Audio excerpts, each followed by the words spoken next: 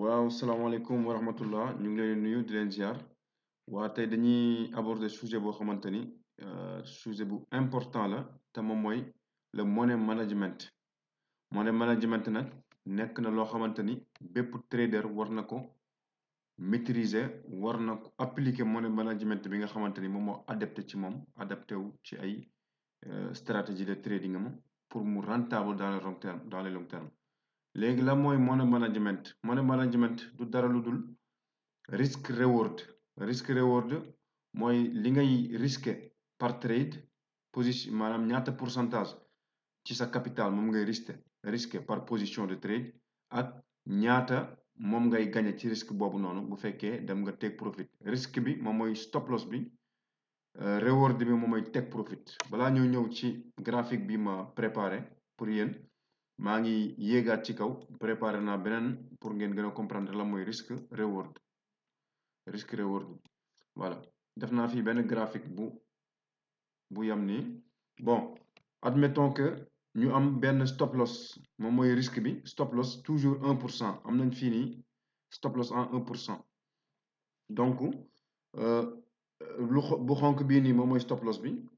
dans ce cas là position yi yëpp nii nii c'est des achats exemple la rek pour ñu comprendre voilà léegi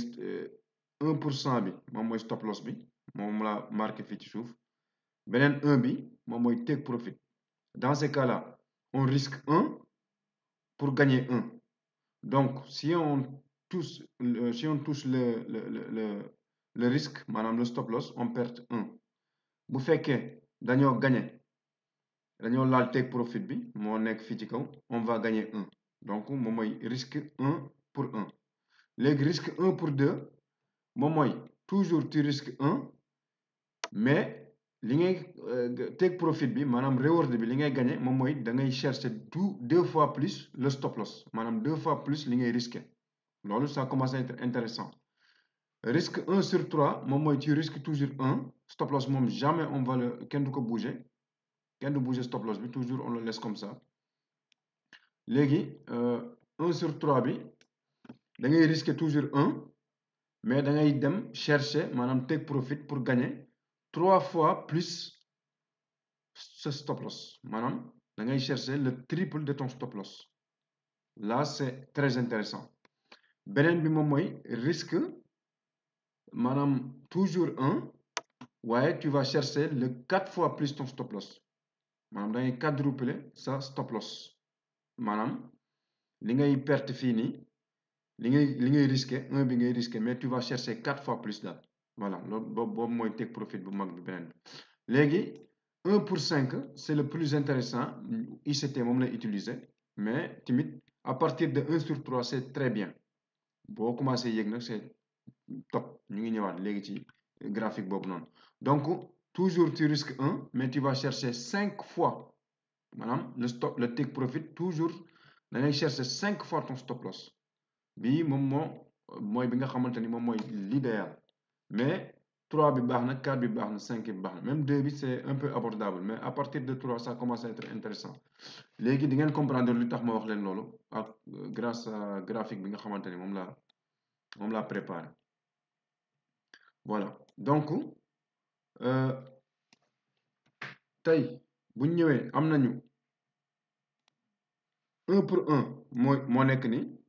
graphique bi tableau bi moo nekk ni 1 pour 1 donc 1 pour 1 fii nii dama def pourcentage de réussite pourcentage yi moom mooy sa taux de réussite à 20% t'es pas rentable gis na à 30% t'es pas rentable 40% t'es pas rentable mooy non profitable bu fekkee 1 pour 1 ngay risqué 50% rentable perto maanaam perto gagnoo tu am break even moom mooy li nga gagné ak li nga perte ñoo tolloo maanaam gagné nga 100 euros maanaam perte nga 100 euros waaye gagné waat nga 100 euros c'est-à-dire tu es à 0 wala gagné nga 100 euros pertaat 100 euros tu es à 0 maanaam 1 pour 1 bi boo eggee à 50% de taux de réussite 50% de taux de réussite tu es à break even léegi pour nga commencer être rentable ci 1 pour 1 bi il faut avoir minimum 60% minimum 60% de taux de réussite donc 1 pour 1 bi il faut nga avoir minimum pour nga être rentable 60% de taux de réussite c'est-à-dire faut nga sur 10 trades maanaam nga jël 10 positions de trade il faut nga gagner minimum 6 take profit perte 4 stop loss pour nga être rentable boo amee 5 stop loss ak 5 take profit tu es à break even boo amee 6 stop loss 4 take profit t'es pas rentable donc li moom mooy 1 pour 1 bi léegi ñu ñëw ci 1 pour 2 bi 1 pour 2 bi maanaam c'est le même concept à 20% de taux de réussite rentable à 30% de taux de réussite rentable mais à partir de 40% de taux de réussite fini tu es rentable voilà à partir de 40% donc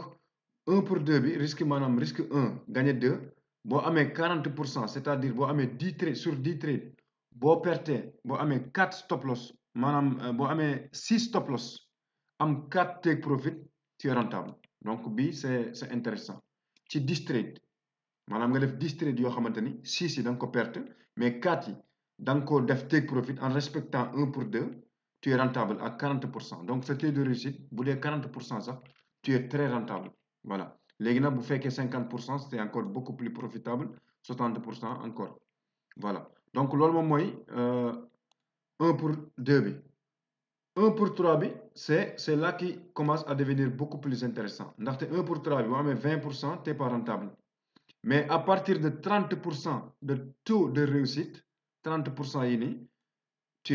tu commences à être rentable ci ngay commencer rentabiliser say trade maanaam nga def toujours stop loss 1 take profit 3 maanaam boo defee 10 trade sur 10 trade 10 trade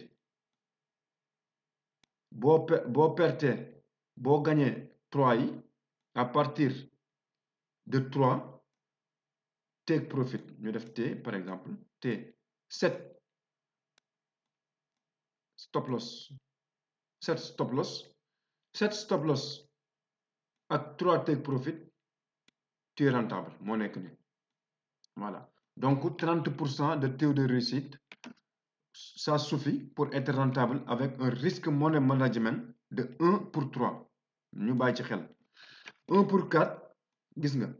1 pour 4 1 pour 4 moo nekk ni boo amee 20% de taux de réussite c'est-à-dire sa stratégie bu fekkee c'est pas top sax nga commencé am 20% de taux de réussite c'est-à-dire sur 10 trades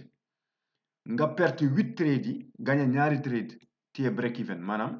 nekk nga flat maanaam gagné woo perto maanaam tu es à 0 30% de taux de réussite fii tamit nga commencé être rentable ndaxte bu fekkee 1 pour 3 la boo amee 20% tu es pas rentable mais bu fekkee 1 pour 4 la déjà tu es à flat maanaam doo gagné doo perte tu es toujours à 0 sa compte wàññeekuwul yokkuwul bi ci gën a intéressant nag moom mooy 1 pour 5 1 pour 5 bi à partir de 20% 1 pour 5 à partir de 20% de taux de réussite tu es rentable maanaam 1 pour 5 boo amee 10 trades 10 trades yooyu nga perte 8 maanaam nga am 8 stop loss ak ñaari take profit rek tu es rentable donc sama gars yi ñu bàyyi ci xel lii moom mooy risque money management nañ ñu bàyyi xel 1 pour 3 ak 1 pour 4 ak 1 pour 5 ñett yi nañ ci bàyyi xel bu fekkee tamit wóolu gën nañoo wóolu suñu stratégie mu leer nañu minimum war nañoo am 50% de taux de réussite mën nañoo jël 1 pour 2 voilà mais l'idéal moom mooy à partir de 1 pour 3 nga xamante ni même avec 30% de take profit nga def 10 trades am 7 stop loss tu es rentable donc li moom mooy money management bu fekkee am ngeen yeneen question boo xamante ni leerul ci ngi mën ngeen ko bind ci commentaire yi ñu leeral ko incha allah ñu ngi leen di jox rendez-vous di leen nuyu salaamaaleykum wa rahmatullah